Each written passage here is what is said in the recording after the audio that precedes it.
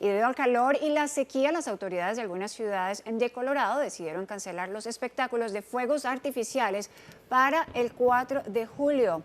Lakewood es uno de los lugares donde no se realizará el evento y funcionarios le recuerdan a la comunidad que encender estos artefactos es ilegal. Quienes no obedezcan la ordenanza enfrentarán una multa de más de $2,000.